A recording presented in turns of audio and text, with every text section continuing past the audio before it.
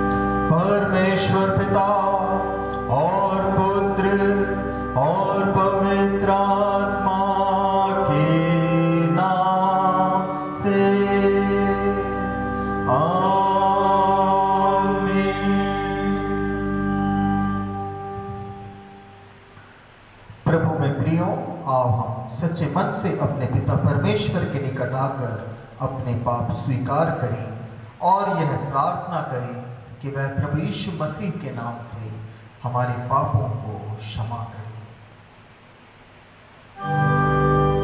हमारी सहायता प्रभु के नाम में है जो स्वर्ग और पृथ्वी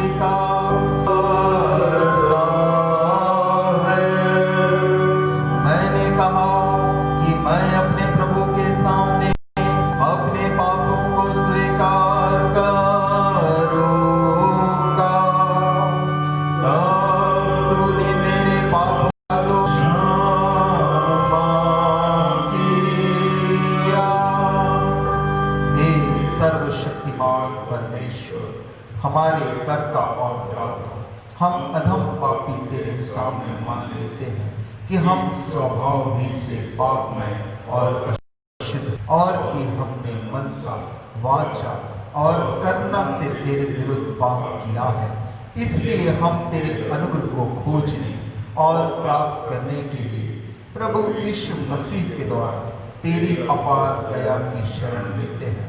हे अत्यंत दयालु पिता, तू जिसने अपने एकलौते पुत्र को हमारे पापों के कारण मृत्यु भोगने दिया, हम पर दया कर और उसी के कारण हमारे पापों को क्षमा कर।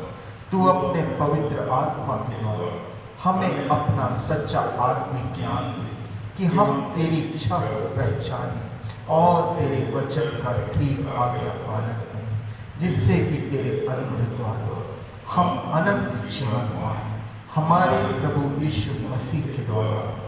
आमीन।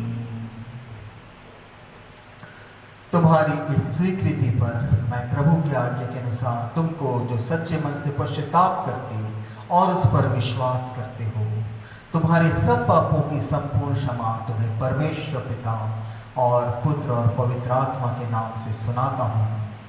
आमीन। आज के दिन के लिए ठहराया हुआ इंट्राइट हमें मिलता है आराधना की पुस्तक में पेज नंबर 82 पर, पृष्ठ 82, त्रय के बाद रविवार।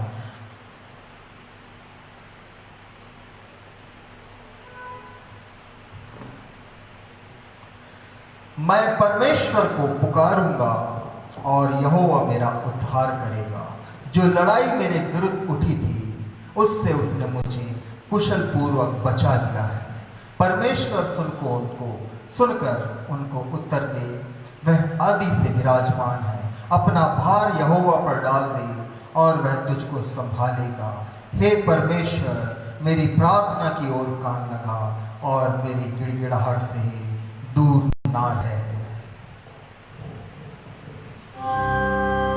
परमेश्वर पिता और पुत्र और पवित्र आत्मा की महिमा हो, जैसे आदि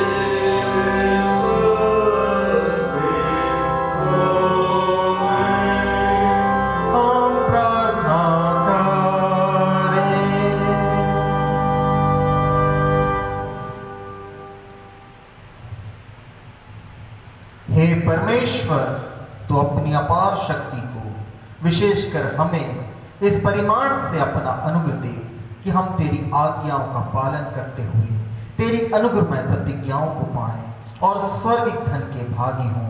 यीशु मसीह तेरे पुत्र हमारे प्रभु के द्वारा, जो तेरे और पवित्र आत्मा के साथ एक परमेश्वर युगानुयुग जीता और राज्य करता है। आमीन।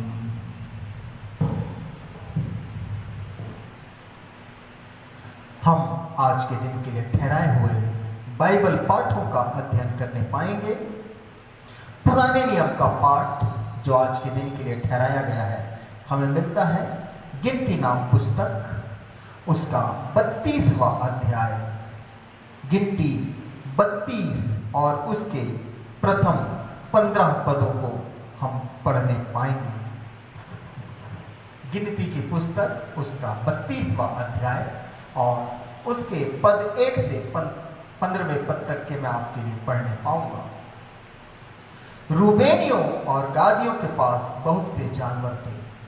जब उन्होंने याजेर और गिलाद देशों को देखकर विचार किया कि वह पशुओं के योग्य देश हैं, तब मूसा और एलियाजार नामक याजक और मंडली के प्रधानों के पास जाकर कहने लगे, अतारोत, दिबोन, याजेर, निम्रा, हशबोन, एलाले, समा, नबो और बोन नगरों का देश जिस पर यहोवा ने इस्राएल की मंडली को विजय दिलवाई है, वह पशुओं के योग्य है और तेरे दासों के पास पशु है।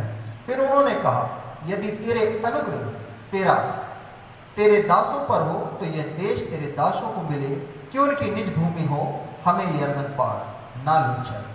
मूसा ने गादियों और रूबेनियों से कहा, जब तुम्हारे भाई युद्ध करने को जाएंगे तब क्या तुम यहाँ बैठे रहोगे? और इस्राएलियों से भी उस पार के देश जाने के विषय जो यहोवा ने उन्हें दिया है, तुम क्यों अस्वीकार करवाते हो? जब मैंने तुम्हारे बाप दादों को कादेश बर्ना से कनान देश देखने के लिए भेजा, तब उन्होंने भी ऐसा ही किया था। अर्थात जब उन्होंने एशकोल नामक घाटी तक पहुंचकर देश को देखा, तब इस्राएलियों से उस देश के विषय जो यहोवा ने उन्हें दिया था अस्वीकार करा दिया। इसलिए उस समय यहोवा ने कोप करके यह शपथ खाई, निसंदेह जो मनुष्य मिस्र से निकलकर आए हैं, उनमें से जितने 20 वर्ष के या उससे अधिक आयु के हैं, वे उस देश को देखने ना पाएंगे जिसके देने की शपथ मैंने अब्राहम, इसहाक और याकूब से खाई है, क्योंकि वे मेरे पीछे पूरी रीति से नहीं हो लिए। परंतु यपुन्ने कंजी का पुत्र कालेब और नून का पुत्र यहोशू, ये दोनों जो मेरे पीछे पूरी रीति से हो लिए हैं, ये उसे देखने पाएंगे।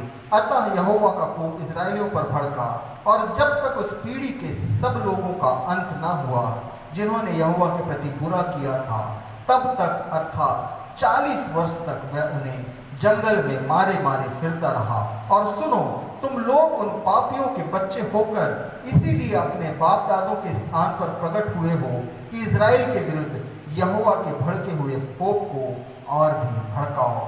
यदि तुम उसके पीछे चलने से फिर जाओ तो वह फिर हम सबों को जंगल में छोड़ देगा। इस प्रकार तुम इन सारे लोगों का नाश कराओगे। यहाँ पर पुराने नियम का पाठ समाप्त होता है। इसी के लगातार में हम पत्री के पाठ को भी सुन लेंगे। पत्री का पाठ जो हमें मिलता है कुरिन्थियों के नाम पौलुस प्रेरित की पत्री, उसका 12वां अध्याय और पद 2 से लेकर के पद 11 तक मैं आप सबों के लिए पढ़ना चाहूंगा। तुम जानते हो कि जब तुम अन्य जाति थे तो गूंगी मूर्तियों के पीछे जैसे चलाए जाते थे वैसे चलते थे। इसलिए मैं तुम्हें चेतावनी देता हूं कि जो कोई परमेश्वर की आत्मा की अगुवाई से बोलता है, वह नहीं कहता कि यीशु श्रापित है, और न कोई पवित्र आत्मा के बिना यह कह सकता है कि यीशु प्रभु है। वरदान तो कई प्रकार के हैं, परंतु आत्मा एक ही है, और सेवा भी कई प्रकार की है, परंतु प्रभु एक ही है। और प्रभावशाली कार्य कई प्रकार के हैं, परंतु परमेश्वर एक ही है, जो सब में हर प्रकार का प्रभाव उत्पन्न करता है, किंतु सबके लाभ पहुंचाने के लिए हर एक को आत्मा का प्रकाश दिया जाता है। क्योंकि एक को आत्मा के द्वारा बुद्धि की बातें दी जाती हैं और दूसरे को उसी आत्मा के द्वारा ज्ञान की बातें, किसी को उसी आत्मा से विश्वास और किसी को उसी एक आत्मा से चंगा करने का वरदान दिया जाता है। फिर किसी को सामर्थ के काम करने की शक्ति और किसी को भविष्यवाणी की और किसी को आत्माओं की परख और किसी को अनेक प्रकार की भाषा और किसी को भाषाओं का अर्थ बताना। परंतु ये सब प्रभावशाली कार्य वही एक आत्मा कराता है और जिसे जो चाहता है वह बांट देता है। यहाँ पर पत्री का पाठ समाप्त होता है। आइए हम सब मिलकर एक और गीत गाने पाएंगे। गीत नंबर 5 हमारी आराधना की पुस्तक से, गीत नंबर 5, सॉन्ग नंबर 5, मानव शांति धारण करें।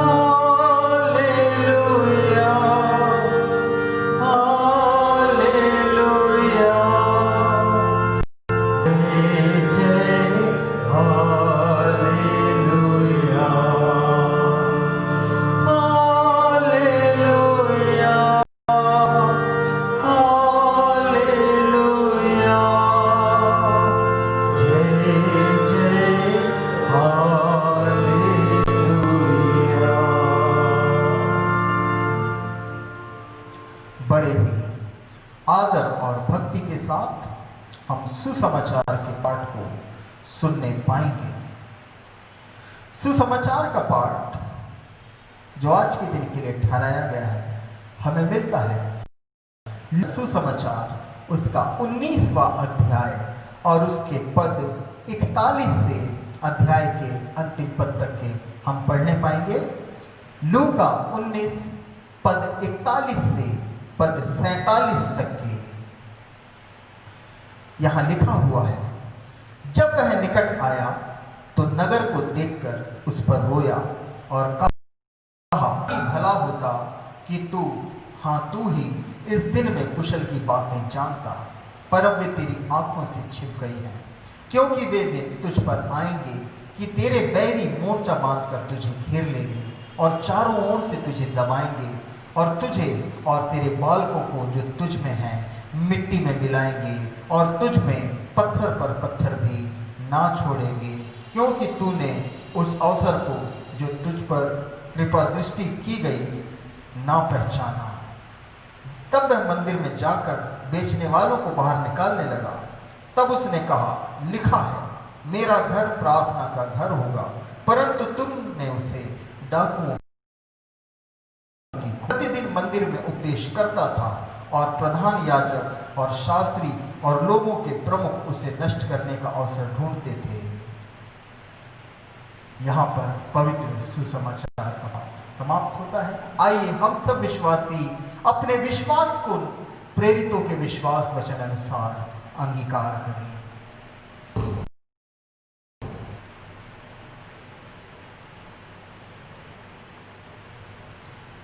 हम विश्वास करते हैं परमेश्वर सर्वशक्तिमान पिता पर, जो स्वर्ग और पृथ्वी का करता है।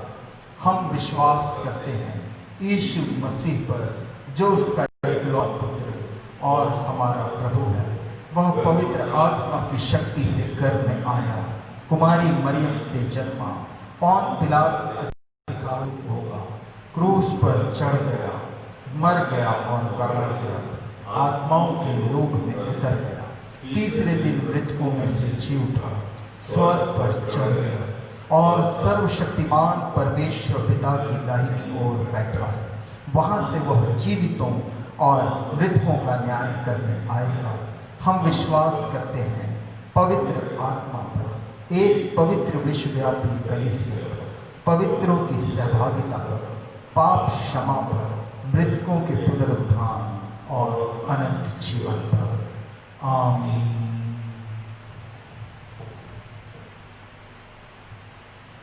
हम सब मिलकर एक और गीत गाने में जाएं। हम सब मिलकर के गाएंगे सॉन्ग नंबर 448, 448 नंबर का गीत हमारी आराधना की पुस्तक से हम गाने पाएंगे। इसके बोल हैं यीशु के प्यार का बयान।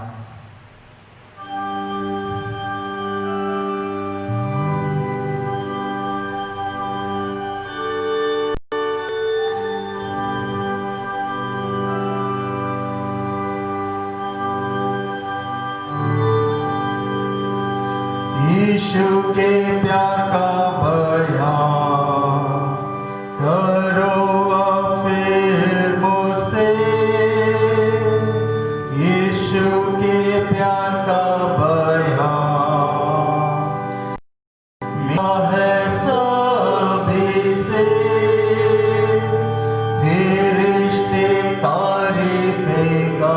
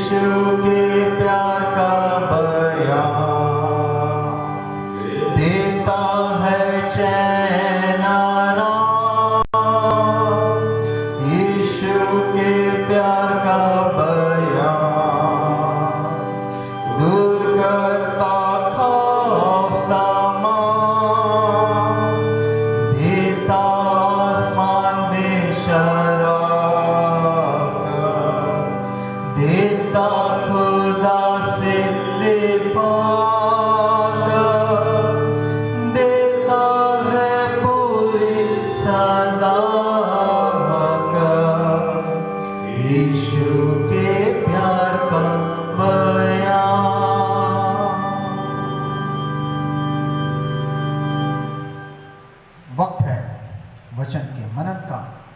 और इससे पहले कि हम वचन में आगे जाएं, मैं चाहूँगा कि हम आज के उपदेश के पाठ को पढ़ लेंगे जो हमें मिलता है थिस्सलुनीकियों के नाम पौलुस प्रेरित की दूसरी पत्री और उसका 3रा अध्याय, 2 थिस्सलुनीकियंस, उसका 3rd चैप्टर और उसके 6th वर्ष से 6ठे पद से 15वें पद तक के हम इस वचन को जरूर से पढ़ने पाएंगे। यहाँ लिखा हुआ है, हे भाइयों, हम तुम्हें अपने प्रभु यीशु मसीह के नाम से आज्ञा देते हैं कि तुम हर एक ऐसे भाई से अलग रहो जो अनुचित चाल चलता है और जो शिक्षा उसने हमसे पाई उसके अनुसार नहीं करता, क्योंकि तुम आप जानते हो इस रीति से हमारी सी चाल चलनी चाहिए, क्योंकि हम तुम्हारे बीच में अनुचित चाल ना चले और किसी की रोटी मुफ्त में ना खाए, पर परिश्रम और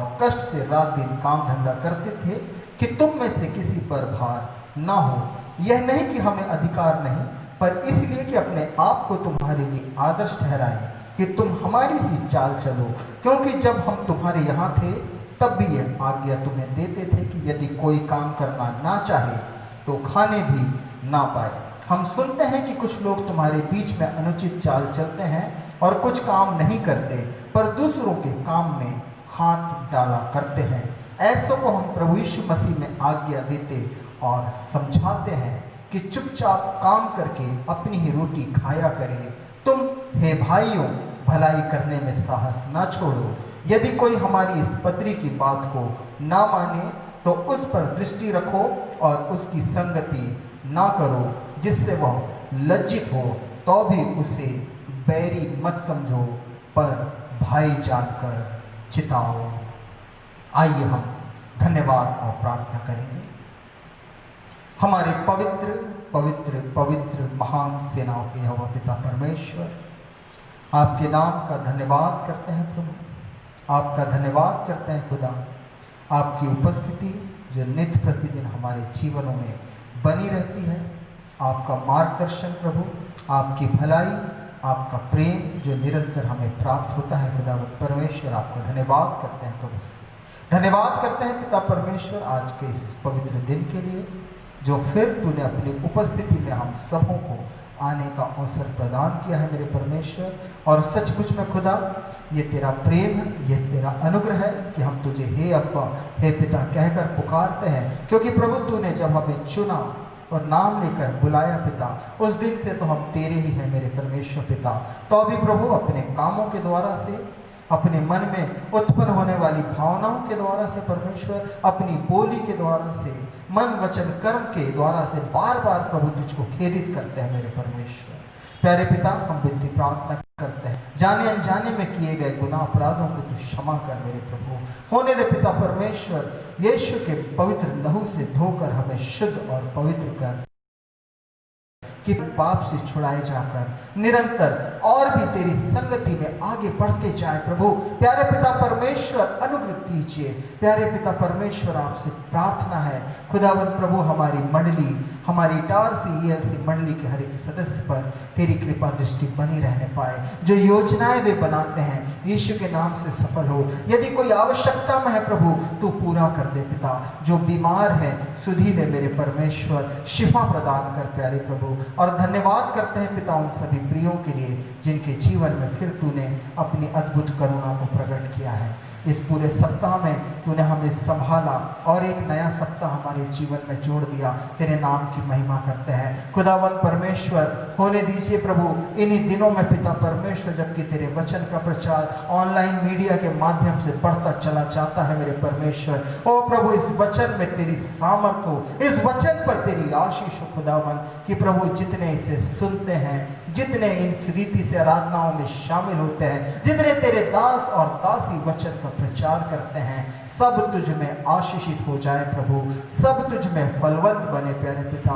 और तेरी आत्मा और तेरा वचन इस रीति से काम करे प्यारे पिता कि तेरे राज्य में नित्य प्रतिदिन बढ़ोतरी हो प्रभु, कि तेरे स्वर्ग में आनंद हो जाए प्यारे पिता परमेश्वर। आपकी आशीष को चाहते हैं प्रभु। जब तक हमें स्वर्ग से ना मिले हम कुछ प्राप्त नहीं कर सकते हैं। इसीलिए तेरे हाथों में सौंपे जाते हैं। इस वचन को प्रभु जब हम सीखना चाहते हैं, जब हम तुझसे सुनना चाहते हैं, तू अनुग्रह दे। सारा वरमान महिमा सम्मान आपको देते हैं। आगे के समय को, आगे की आराधना को आपके हाथ में सौंपते हैं। विनती प्रार्थना मांगते हैं यीशु मसीह नासरी के नाम में, आमीन। प्रभु के नाम की महिमा करते हैं। परमेश्वर ने फिर यह अवसर प्रदान किया कि हम ऑनलाइन आराधना के माध्यम से एक दूसरे से मिल पा रहे हैं। और मैं आप सबों को एक बार फिर प्रभु यीशु मसीह के नाम में जय मसीह की कहता हूँ। आज का जो हमारा विषय है वो कुछ इस रीति से है कि यीशु मसीह या वचन हमें इस बात की आज्ञा देता है कि हमें बहुत सी बातों से परे रहना चाहिए, और परे रहने के विषय में, दूर रहने के विषय में, अलग रहने के विषय में कुछ बातों को आप और मैं इस वचन में सीखने पाते हैं। यदि हम अपनी बाइबल को खोलें और जो वचन आज हमने पढ़ा है थिस्सलुनीकियों के नाम पौलुस प्रेरित की दूसरी पत्री और उसके तीसरे अध्याय में हम देखें, छठवें पद के अंदर में एक वचन लिखा हुआ है,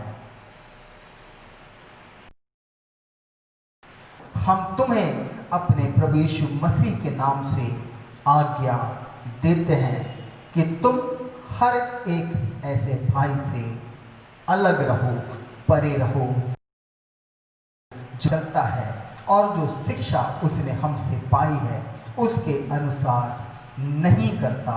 14वें पद के अंदर में भी वही विचार हम फिर पाते हैं। यहाँ लिखा है, यदि कोई हमारी इस पत्री की बात को ना माने तो उस पर दृष्टि रखो और उसकी संगति ना करो जिससे वह लज्जित हो।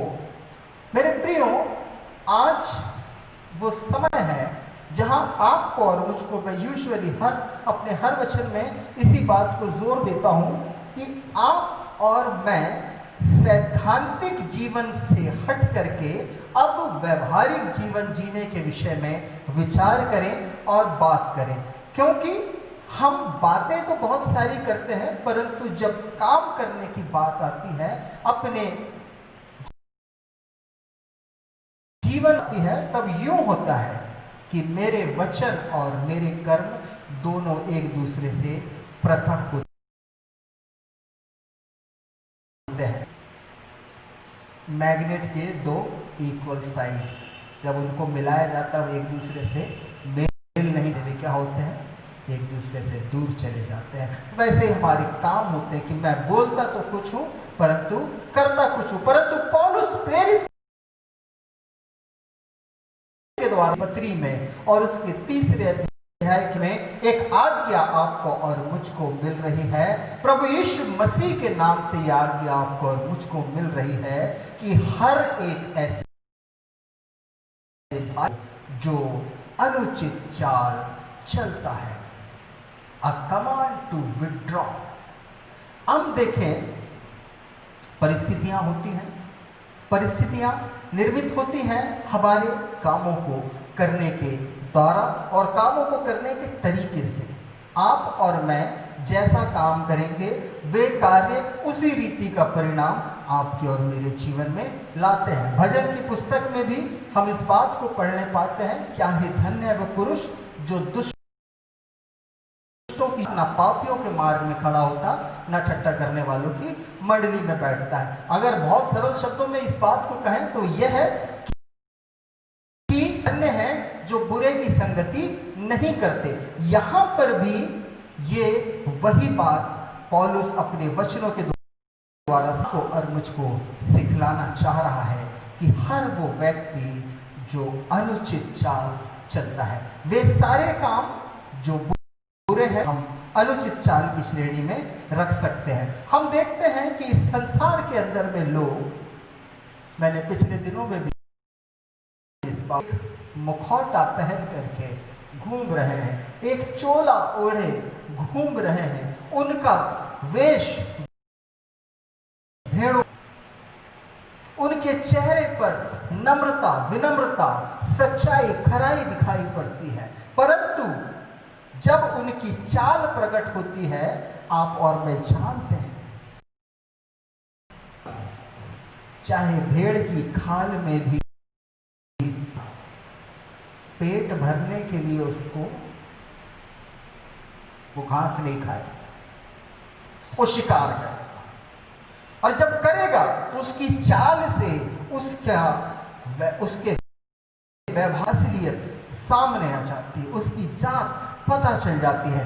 इसी कारण से पौलुस भी आपको और मुझको से परे रहने के लिए कहता है, जिनकी चाल चलन अनुचित है, जिनके काम अनुचित हैं। यदि हम क्या पढ़ें, हम देखते हैं ऐसों को हम प्रभु यीशु मसीह में आज्ञा देते और समझाते हैं कि चुपचाप अपनी ही रोटी खाया करे, तुम हे भाइयों भलाई करने में साहस ना छोड़ो। कई बार मनुष्य जो है, वे सारे लोग जो अनुचित रीति से, वे सारे लोग जो अनुचित काम करने से प्रसन्न होते हैं, वे सारे लोग जो अनुचित बातों में इंटरेस्टेड होते हैं, मैं जानते हैं कि वे अपने जीवन के अंदर में किसी भी हद तक के जाने को तैयार होते हैं। बुरे कामों को करने वाला होता है जिसके जीवन में परमेश्वर का भय नहीं होता। जब परमेश्वर का भय नहीं होता है, उसकी बुराई में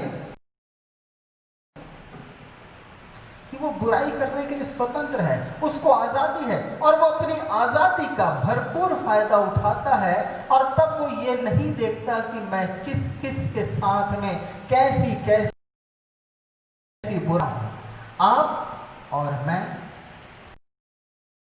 बचे रहें। बाइबल इस बात को सिखलाती है कि बुरी संगति अच्छे चरित्र को बिगाड़ देती है, और इसीलिए ऐसे लोगों से बाइबल आपको और मुझको परे रहने की आज्ञा देती है। यदि हम देखें बाइबल के अंदर में न केवल इस स्थान पर परंतु अन्य स्थानों पर भी हम इस रीति, पहली बात हम देखें कि स्वयं प्रभु यीशु को और मुझको बुराई से बचे रहने के लिए, बुरे लोगों से दूर रहने के लिए आज्ञा देता है। मत्ती 18 और उसके पद 15 से 17 में हम इस बात को देखने पाते हैं। यहां लिखा हुआ है, यदि तेरा भाई तेरे विरुद्ध अपराध करे, यदि तेरा भाई तेरे विरुद्ध अपराध करे तो जा और अकेले में बातचीत करके उसे समझा, और वह तेरी सुने तो तूने अपने भाई को पा लिया। परंतु यदि वह ना सुने तो 1 या 2 जन को अपने साथ और ले जा, कि हर एक बात 2 या 3 गवाहों के मुंह से निश्चित की जाए। यदि से कह दे, परंतु यदि वो कलीसिया की भी ना माने तो तू उसे महसूल लेने वाला जैसा जान। अब इसका मतलब क्या होता है कि तू उसको महसूल लेने वाले जैसा जान, या अन्य जाति है कि मसीह का बलियाल के साथ में क्या संबंध है, आपका और मेरा बुराई के साथ में क्या संबंध है। हम सब जो आत्मिक हैं उनका शारीरिक लोगों के साथ में क्या संबंध है, आपके और मेरे लिए ये जानना। यदि हम प्राचीन काल में उस समय की बात करें जब यहूदी लोग अन्य जातियों से इस रीति का व्यवहार करते थे कि वे तो उनका मुंह देखना भी पसंद नहीं करते थे, उनके हाथ का पानी पीना भी पसंद नहीं करते थे, उनके यहाँ बैठना तो बहुत दूर की बात है। आप और मैं जानते हैं कई बार शास्त्री और फरीसी इस रीति की टिप्पणी करते हुए पाए गए कि यीशु मसीह तो पापियों के साथ में भोजन करता है, भोजन करता है। और कई बार लोग यही सोचते हैं कि मैं तो अच्छा हूं, मुझे बुरे लोगों के साथ में संगति करने में कोई प्रॉब्लम नहीं है।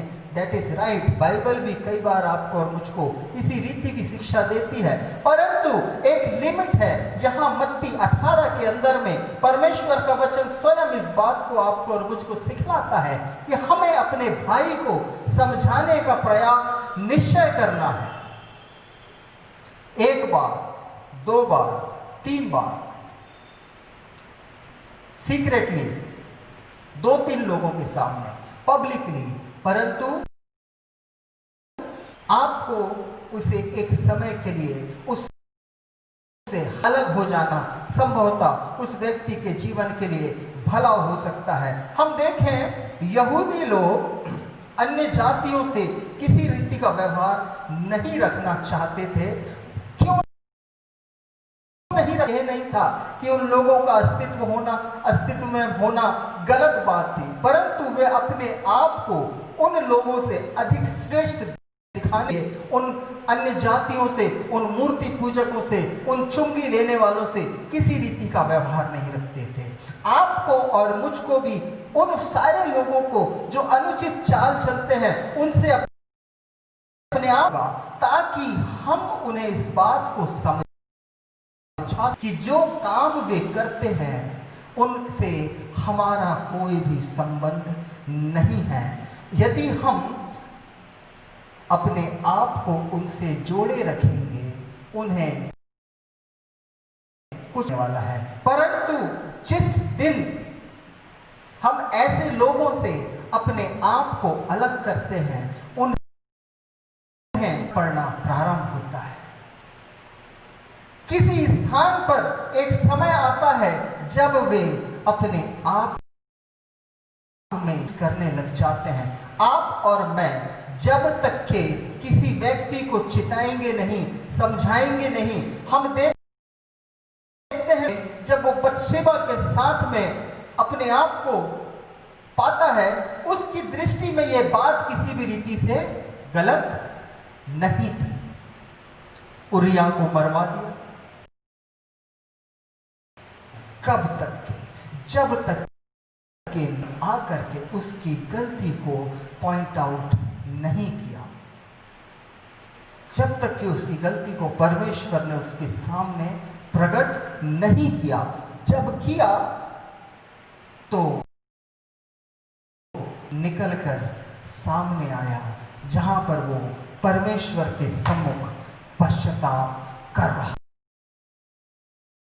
परमेश्वर आपसे और मुझसे इससे पहले कि आप और मैं इस बात के लिए सुनिश्चित कर दिए जाएं कि मेरा भाग केवल आग की झील में मिलेगा, उसके बीच में और मेरे में एक और स्थिति है जहां पर 2 कंडीशन हो सकती है मेरे प्रियो।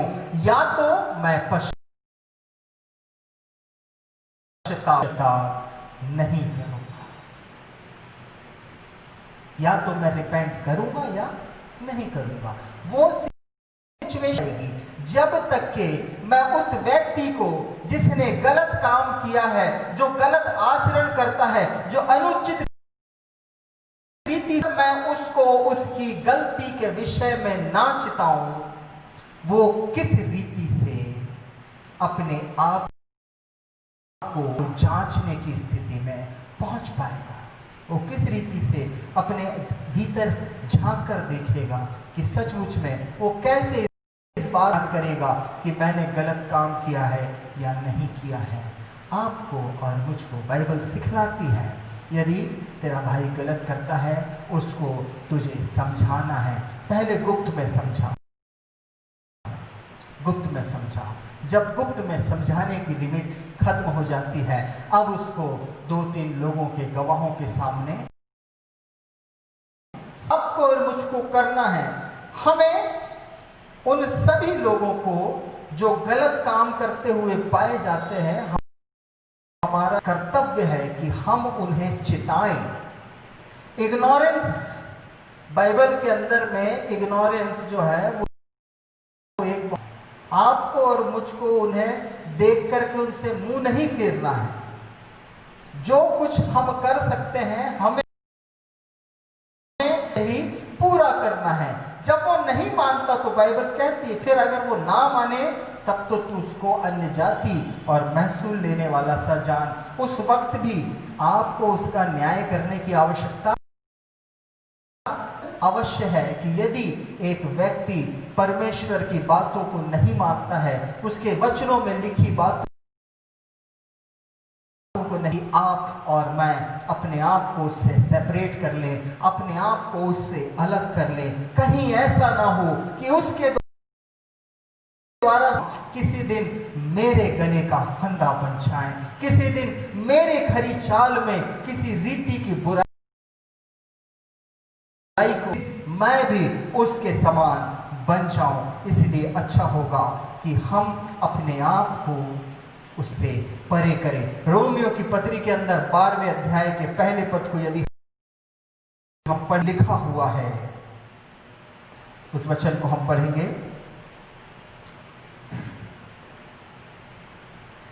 हे भाइयों, मैं तुमसे परमेश्वर की दया स्मरण दिलाकर विनती करता हूं कि अपने शरीर को जीवित और पवित्र को भावता हुआ बलिदान करके चढ़ाओ, यही तुम्हारी आत्मिक सेवा है। ये कैसी सेवा है? जहां पर आपको अपने शरीर को जीवित, मरा हुआ, जीवित और पवित्र, दोष रहित स्थिति में, दोष रहित स्थिति में और परमेश्वर को भावता हुआ बलिदान करके चढ़ाना है। क्यों? क्योंकि कई लोग ऐसे हैं जो अपने जीवन में दूसरे पद का सा भी काम करते हैं। रोमियो 12 और उसके दूसरे पद के अंदर, इस संसार के सदृश ना बनो।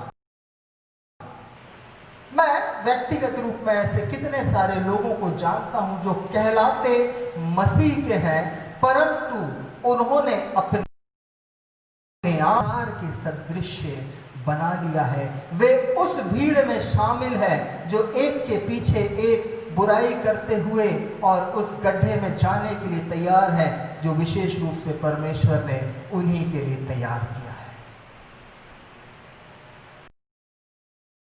नहीं है यदि मैं किसी व्यक्ति को पॉइंट आउट करता हूं, अरे तुम्हारे पास बुद्धि नहीं है, तुम्हारे पास ज्ञान नहीं है, वो व्यक्ति झुंझला जाएगा, वो व्यक्ति गुस्सा हो जाएगा, खेदित हो जाएगा, झगड़ा भी कर सकता है।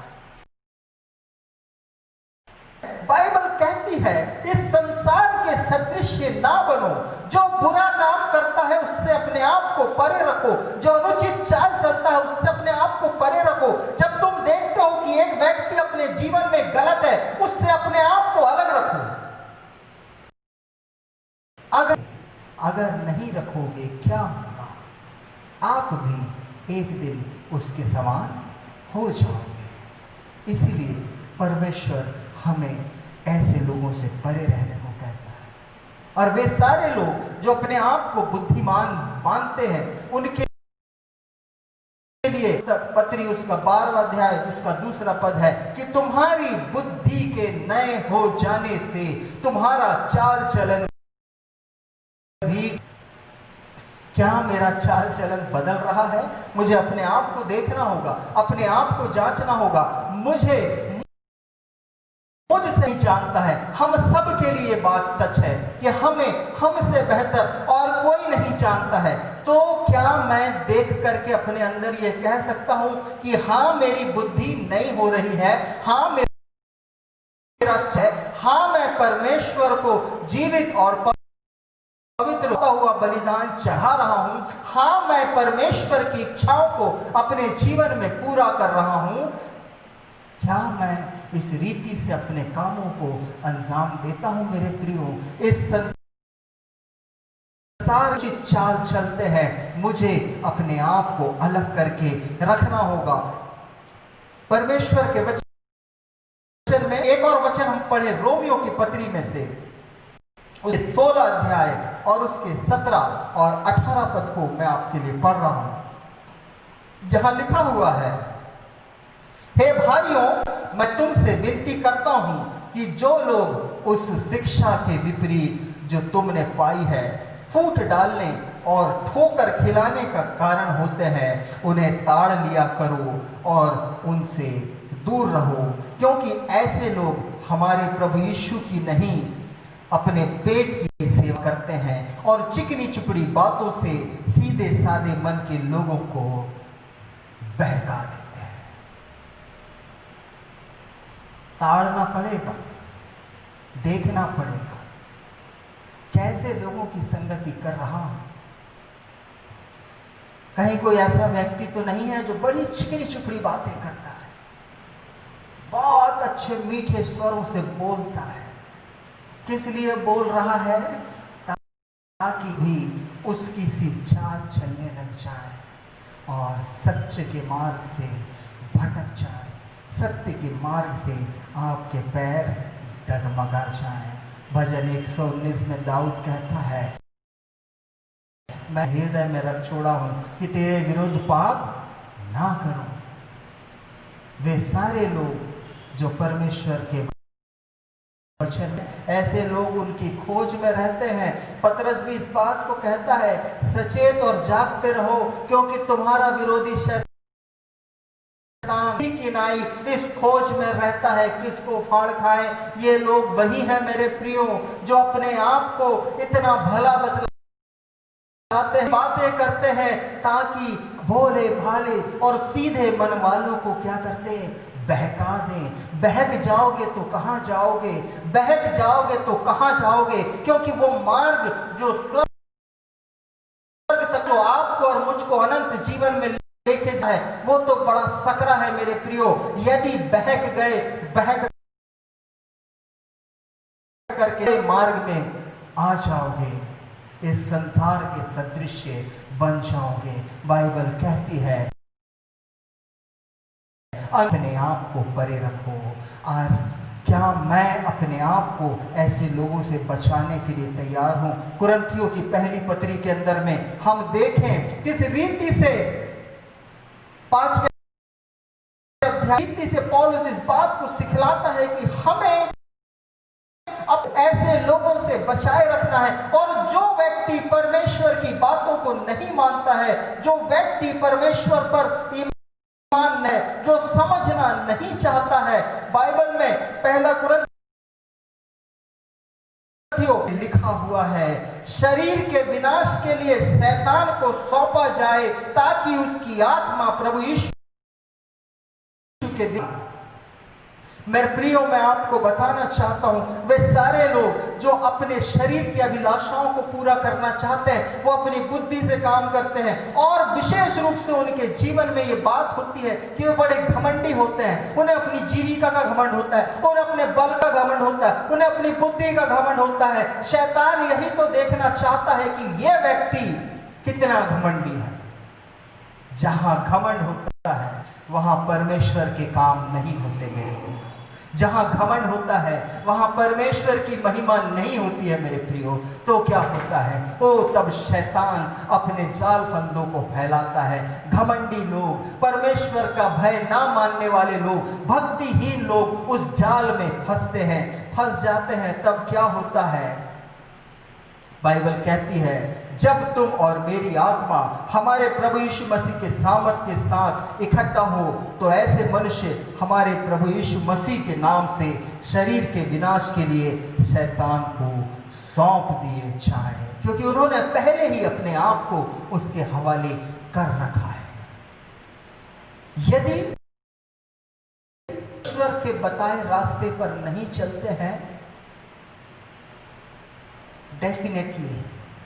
डेफिनेटली आप जहां पर आपको नहीं होना चाहिए, जहां पर आपको नहीं होना चाहिए। इसी के 7वें पद में हम देखें, यहां लिखा हुआ है, पुराना खमीर निकाल कर अपने आप को कि नया गूंधा हुआ आटा बन जाओ, ताकि तुम अखमीरी हो, क्योंकि हमारा भी फसह है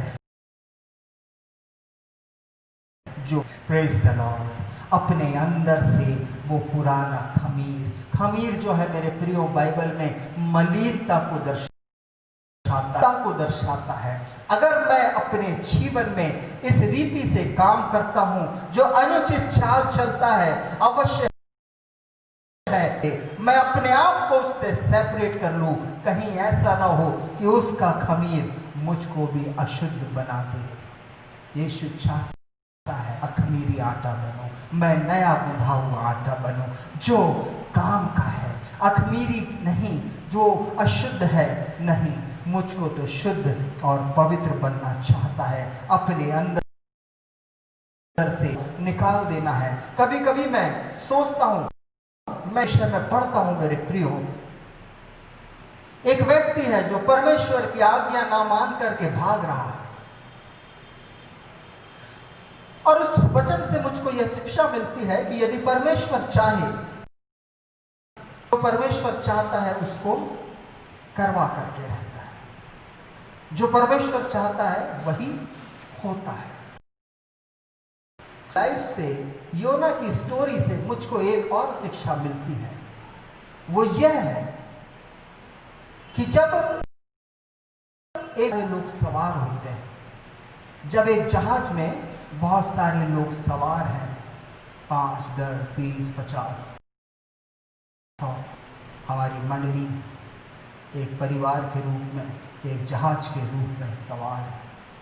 कई बार होता है योना के व्यक्ति बीच में घुस आता है, जो परमेश्वर की इच्छाओं को पूरी नहीं कर रहा है, भाग रहा है। क्या हो रहा है?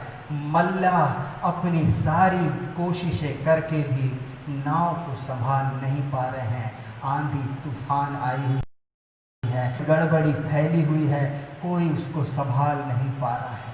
क्यों नहीं पा रहा है? अरे तुम्हारे बीच में कोई एक ऐसा है जिसे नहीं होना चाहिए था। कोई एक ऐसा है जो परमेश्वर को अप्रसन्न करके बैठा हुआ है। चिट्ठी डाले, पता चला योना है। क्या किया? उसको समुद्र में in order to save a boat, कभी कभी हमें एक व्यक्ति को अपने बीच में से बाहर निकालना भी, उसके प्राण की चिंता नहीं करना,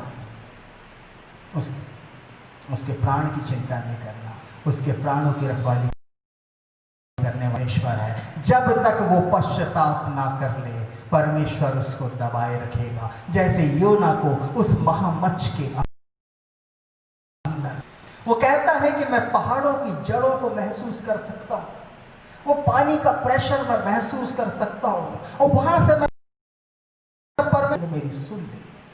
पश्चाताप करेंगे, निश्चय परमेश्वर नया जीवन देता है। हमारा परमेश्वर न्यू चांसेस, न्यू अपॉर्चुनिटी का परमेश्वर है। आप उससे मांग करके तो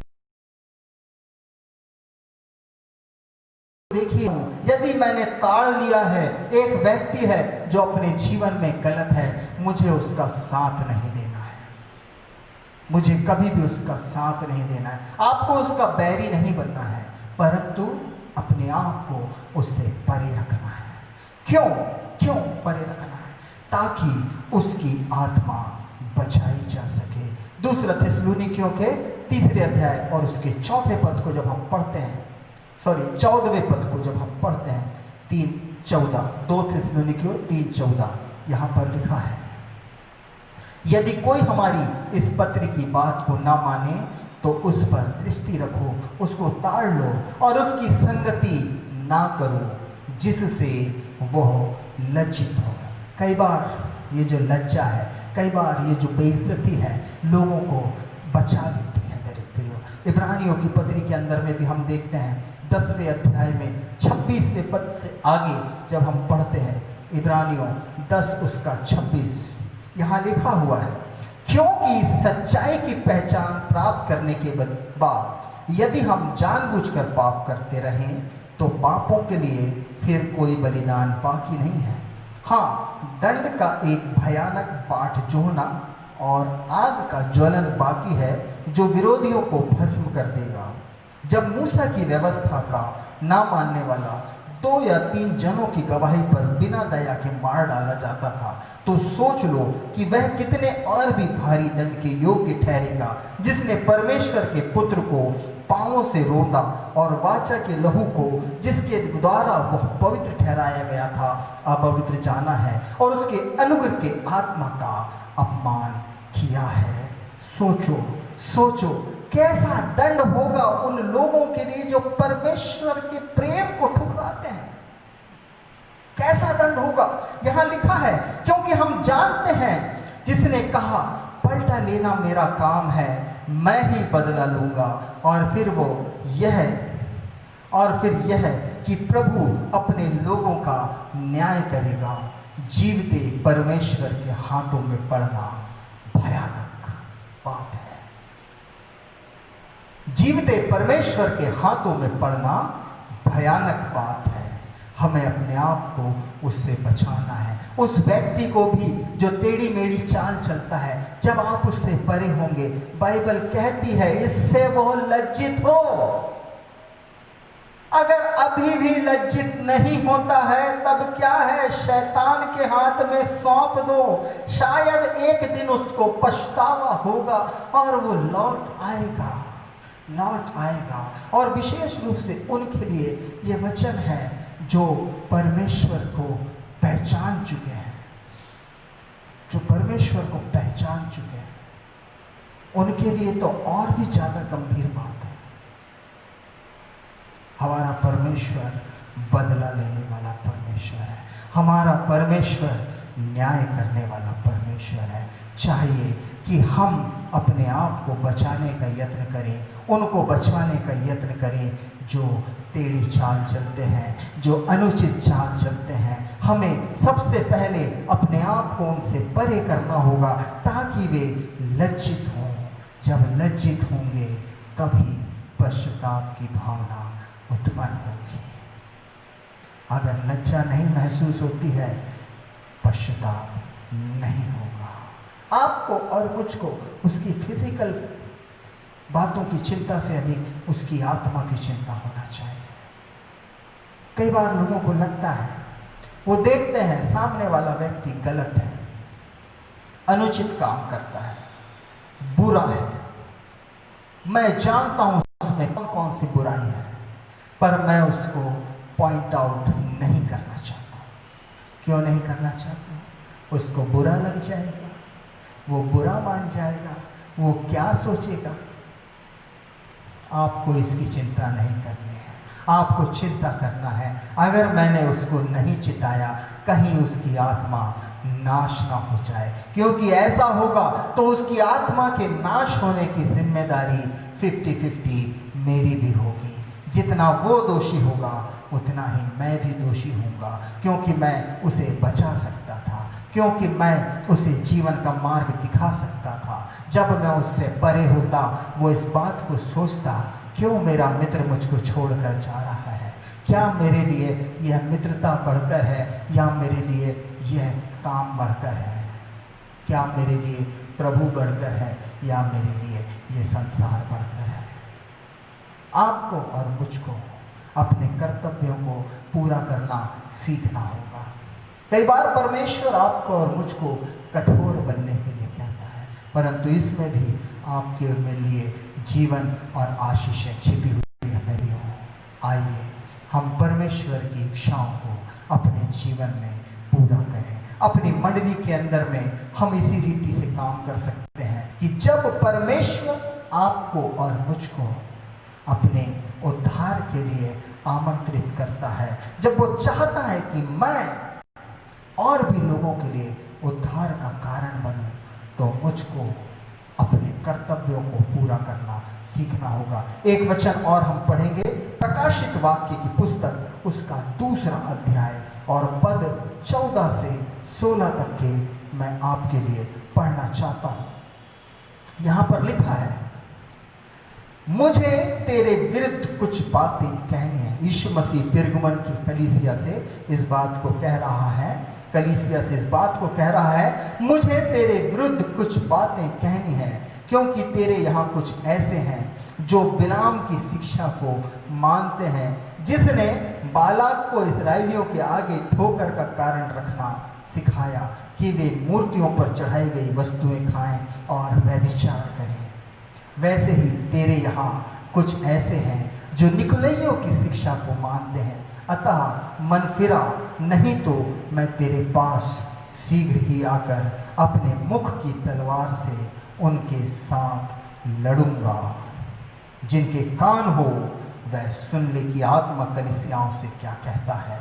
जो जय पाए उसे मैं गुप्त मन्ना में से दूंगा, और उसे एक श्वेत पत्थर भी दूंगा, और उस पत्थर पर एक नाम लिखा हुआ होगा जिसे उसके पाने वाले के सिवाय और कोई ना जानेगा। एक परमेश्वर ने उन सब के लिए रखा है जो मन फिराते हैं, बुराइयों को छोड़कर, ठोकर का कारण बनने को छोड़ करके परमेश्वर से प्रेम करने चाहते हैं। क्या वो सीक्रेट गिफ्ट चाहिए? क्या आप परमेश्वर से रिवार्ड को चाहते हैं? हमें सीखना होगा बुराई करने वालों से परे रहना, अपने आप को सेपरेट करना आपको और मुझको आना चाहिए। यदि नहीं आया बहुत दिक्कत हो जाएगी। यह सेपरेशन आवश्यक है ताकि हम परमेश्वर की दृष्टि में ऊंचा उठ सकें और इस संसार में परमेश्वर के नाम को ऊंचा उठा सकें। प्रेरितों के काम की 5वें अध्याय, उसके अंदर में एक बड़ी ही सुंदर घटना देखने को मिलती है। कुछ लोग सोचेंगे कि किसी व्यक्ति के मर जाने में सुंदर क्या है। मेरे प्रियो, मैं आपको बताना चाहता हूं। हम पढ़ें प्रेरितों के काम की पुस्तक, उसका 5वां अध्याय और 11 पद से आगे मैं आपके लिए पढ़ रहा हूं। एक घटना यहां पर हुई है। हनन्याह और सफीरा पवित्र आत्मा को झूठ बोल करके अपने बुरे चाल चलन के कारण से उन्होंने उनको गाड़ दिया है। अब यहां पर लिखा हुआ है, सारी कलीसिया पर इन बातों के सब सुनने वालों पर बड़ा भय छा गया। प्रेरितों के हाथों से बहुत चिन्ह और अद्भुत काम लोगों के बीच में दिखाए जाते थे और वे सब एक चित्त होकर सुलेमान के ओसारे में इकट्ठा हुआ करते थे। परंतु औरों में से किसी को यह हियाव न होता था कि उनमें जा मिले, तो भी लोग उनकी बड़ाई करते थे। विश्वास करने बहुत से पुरुष और स्त्रियां प्रभु की कलीसिया में बड़ी संख्या में मिलते रहे। आप यदि एक बार बुरे लोगों को चिताना सीख जाए, एक बार यदि बुरे लोगों को शिक्षा देना आप सीख जाए, यदि लोगों को यह बात पता होगी कि यह बुराई करने वालों का प्रगट में चिताता, वो आपसे डरेंगे। या तो वो आपसे डरे या बुरा काम करने से डरेंगे। दोनों ही स्थिति में इससे परमेश्वर को महिमा मिलने वाली है। हम अपने आप को परमेश्वर को प्रसन्न करने वाला बनाए या मनुष्य को प्रसन्न करने वाला बनाए। यदि दो नावों में सवार होंगे कोई लाभ नहीं होगा, परंतु यदि मैं अपने आप को परमेश्वर को प्रसन्न करने वाला बनाता हूं, तब एक सीक्रेट गिफ्ट परमेश्वर ने मेरे और आपके लिए रखा हुआ है। एक और बात इस वचन क्यों 4 उसका 9 और 10 और तब हम थिस्सलुनीकियों की पहली पत्री उसका 4था अध्याय और पद 9 और 10। किंतु भाईचारे की प्रीति के विषय में यह आवश्यक नहीं कि मैं तुम्हारे, क्योंकि आपस में प्रेम रखना तुमने आप भी सीखा है और सारे मकिदुनिया के सब भाइयों के साथ ऐसा ही करते भी हो। परंतु हे भाइयों, हम तुमसे समझाते हैं कि और भी बढ़ते जाओ चाहिए। प्रेम कम नहीं होना चाहिए, परंतु बुराई से परे रहना हर एक के लिए बहुत लाभकारी होगा, क्योंकि इसके द्वारा से परमेश्वर को महिमा मिलेगी। प्रभु हम सभी को इन्हीं वचनों के द्वारा से बहुतायत की आशीष देवे। आमीन। प्रभु का धन्यवाद करते हैं। प्रभु ने सुंदर वचनों को सुनने के लिए सहायता और अगुवाई किया है। और आइए इस समय हम अपनी आराधना को समाप्त करने पाएंगे। मिलकर के प्रार्थना करेंगे। साधारण कलीसियाई प्रार्थना पुस्तक में पृष्ठ 8 पर हम सबों को मिलती है।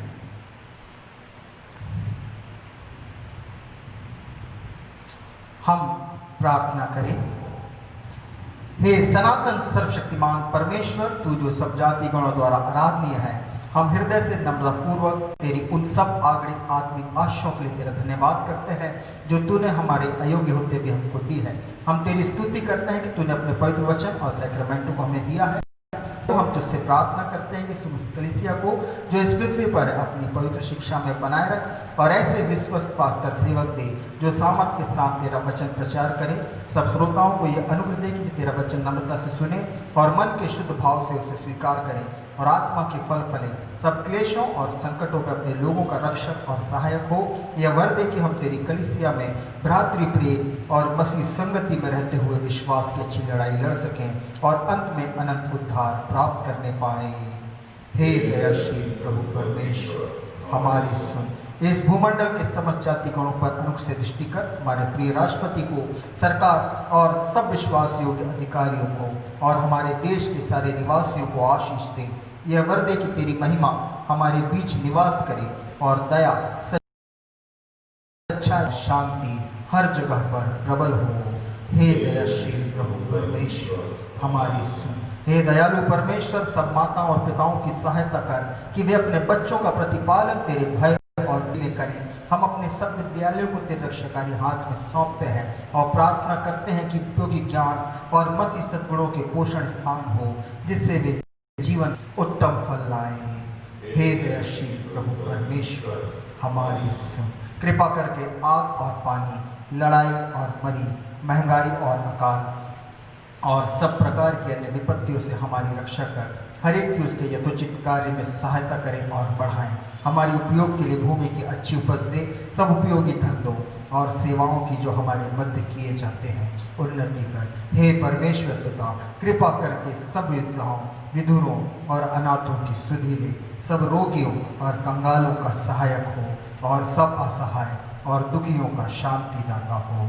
हे दयाशील प्रभु परमेश्वर, हमारी और आसमान को बनाने वाले हमारे जीवते जिंदा खुदावंद परमेश्वर, तेरे नाम की आराधना और महिमा करते हैं प्रभु, और धन्यवाद करते हैं प्यारे पिता परमेश्वर जो तूने हम सबको इसी ऑनलाइन आराधना के माध्यम से अपनी भक्ति में शामिल होने का अवसर प्रदान किया। प्यारे पिता परमेश्वर, आज के संदेश के लिए तेरा धन्यवाद करते हैं। निश्चय प्रभु तो हम सबको ये सामर्थ प्रदान करके हम बुराई से परे रह सके प्रभु, बुरी चाल चलने वालों से परे रह सके मेरे परमेश्वर, और इस रीति से भी तेरे नाम की महिमा करने पाए, क्योंकि निश्चय प्रभु आप हमें सुरक्षित रखना चाहते हैं प्यारे पिता परमेश्वर। तब प्यारे प्रभु जी हमारी मंडली के हर एक सदस्य को तेरे हाथ में सौंपते हैं। नया दिन, नया जीवन, नए सप्ताह की आशीष के लिए तेरा धन्यवाद देते हैं। विशेष रूप से प्रभु के जीवन में प्यारे खुदावंद परमेश्वर तूने नव वर्ष की आशीष को जोड़ा है प्यारे प्रभु जी, और भी पिता आपका धन्यवाद करते हैं कि आप उनके वर्ष में अपने उत्तम आशीषों को भरपूर करते जाए प्यारे प्रभु। तब प्यारे पिता परमेश्वर विशेष धन्यवाद करते हैं खुदा, तूने हमारे मंडली के हर एक सदस्य को संभाला है, रोग से, बीमारी से बचाया है। इसी महामारी के दिनों में मेरे परमेश्वर तूने हर एक को अपने पंखों की आड़ में छिपा करके रखा है। विशेष रूप से प्रार्थना करते प्रभु सभी प्रियों के लिए प्यारे पिता जो इस कोरोना महामारी के कारण से रोगित और प्यारे प्रभु चिंतित हैं, खुदा तेरी शिफा उन्हें मिल जाए मेरे परमेश्वर, तेरी चंगाई उन्हें मिल जाए मेरे प्रभु। यह मेरी प्रार्थना है कि प्रभु तुझसे चंगे होकर वे तेरा धन्यवाद करने वाले बन सकें। प्यारे प्रभु जी हमारे शहर को प्रभु तो अपनी सामर्थ्य से भरपूर कर होने दे पिता कि इस शहर में प्यारे प्रभु जी जब ये कोरोना महामारी फैलती है, प्यारे पिता परमेश्वर विनती प्रार्थना करते हैं कि तेरे अद्भुत सामर्थ्य के द्वारा हर एक बीमार चंगा हो जाए प्रभु, और पिता परमेश्वर तब तेरी सुरक्षा के द्वारा प्यारे प्रभु जी कोई भी पिता फिर से इन्फेक्टेड ना होने पाए। ऐसी आशीष को दे प्रभु कि तेरे लोग तुझ में हर्ष मनाने वाले हो सके प्यारे पिता परमेश्वर। और भी प्रभु तुझसे क्या मांगे, पूरा मांगने से पहले तू देने वाला परमेश्वर है।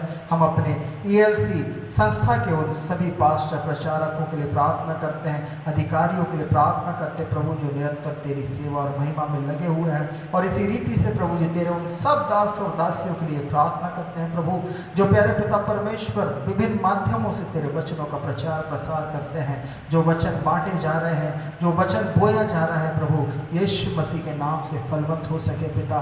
ऐसी आशीष को देना प्रभु कि तेरे राज्य में बड़ा आनंद का अवसर हो प्यारे पिता परमेश्वर, और बहुत तेरे प्रभु तेरे राज्य में इकट्ठा किए जाने वाले हो सकें प्यारे पिता परमेश्वर। हम विनती प्रार्थना करते हैं और भी अपनी समिति में, अपनी संगति में बनाए रखें, पुनः फिर मिलकर के आराधना करने का अवसर दे पिता परमेश्वर। होने दे प्रभु हमारे देश के लिए हर एक व्यक्ति को पिता तू अपनी सुरक्षा में बनाए रख। जो युद्ध करता है प्रभु, तू अपने बुद्धि को पिता परमेश्वर हमारे शासकों को प्रदान कर मेरे प्यारे प्रभु, कि तेरी बुद्धि पाकर के प्यारे प्रभु जी वो हर एक बातों में सही रीति से निर्णय लेने वाले और उसके द्वारा से तेरे नाम की महिमा करने वाले बन जाए प्यारे पिता परमेश्वर। और आपसे क्या मांगे प्रभु जी, आपने सुनी है प्रार्थना, सुनी, हम आपका धन्यवाद करते हैं प्रभु जी। और भी अपने अनुग्रह में बढ़ाते जाए। सारा आदर मान महिमा सम्मान गौरव जलाल आपके हाथों में सौंपते हैं। इस नए सप्ताह को आपके हाथों में सौंपते हैं। विनती प्रार्थना मांगते हैं, अपनी आशीष दीजिए। प्रार्थना यीशु के नाम से मांगते हैं, सुनिए, दया से ग्रहण कीजिए। हम एक साथ मिलकर के प्रार्थना करेंगे। हे परमेश्वर, हम इस पृथ्वी पर परदेसी और यात्री हैं, कि हम सत्य विश्वास और धार्मिक जीवन द्वारा स्वतः को आगामी लोक के लिए तैयार करें। जब तक दिन है हम वही करें जो तूने हमें करने को दिया है, क्योंकि रात आती है जिसमें कोई कुछ काम नहीं कर सकता। जब हमारी मृत्यु समीप हो तब हमें अपनी सामर्थ से संभाल और अपने अनंत निवासों में ग्रहण कर। तेरे पुत्र हमारे प्रभु यीशु मसीह के द्वारा, जो तेरे और पवित्र आत्मा के साथ एक परमेश्वर सदा सर्वदा जीता और राज्य करता है।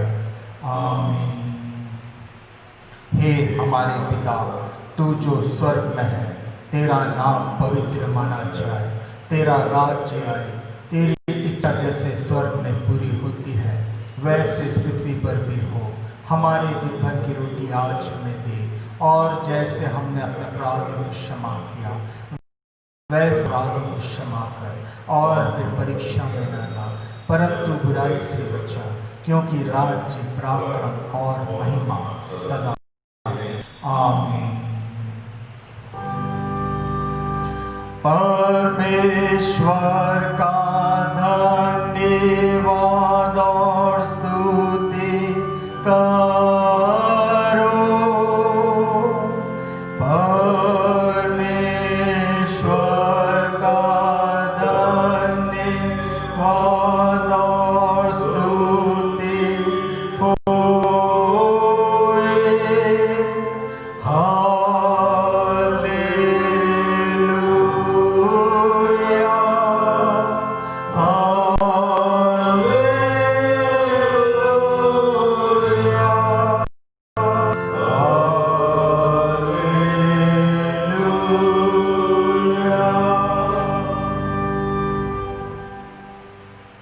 अपने हृदय परमेश्वर के सामने झुकाकर आशीष ग्रहण करो। प्रभु तुम्हें आशीष दे और तुम्हारी रक्षा करे।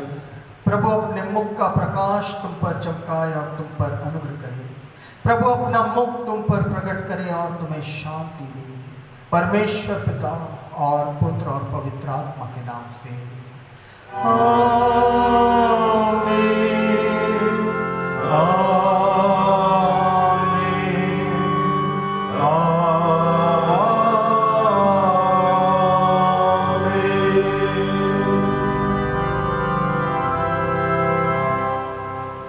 अंत में हम सब मिलकर के गाने पाएंगे हमारी आराधना की पुस्तक से सॉन्ग नंबर 711, 711 नंबर का गीत, शून्य से लेकर तूने मुझे।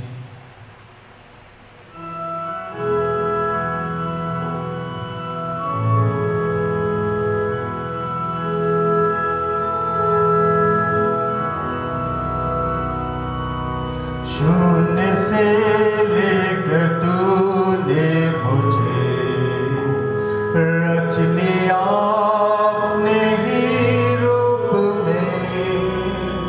प्रेम किया है अनंत प्रेम से, दिया पुत्र मेरी मुक्ति के लिए। अनोखा प्यार है तेरा, करूँगा स्तुति तेरी मैं सर्वदा। अनोखा प्यार है तेरा,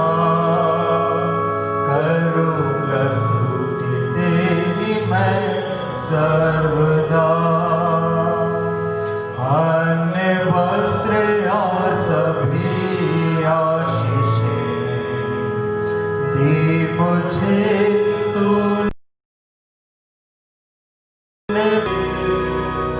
आंसू और सब मुसीबतों से आंखें पुतली जैसे संभाला मुझे।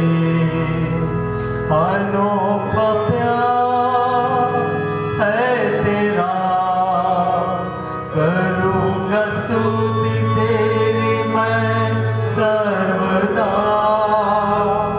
अनोखा प्यार है तेरा, करूँगा स्तुति तेरी मैं सर्वदा।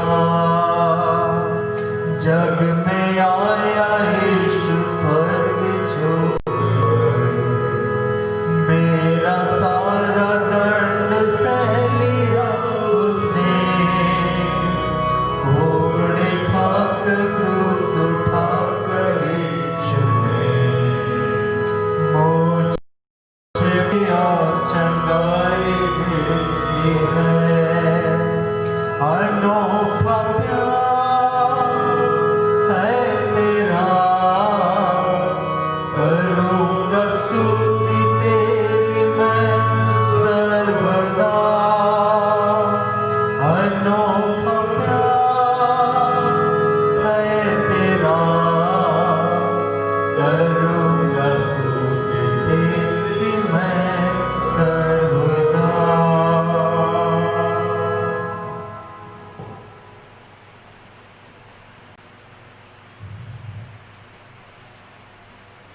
आप सबों को यीशु सहाय जय मसीह।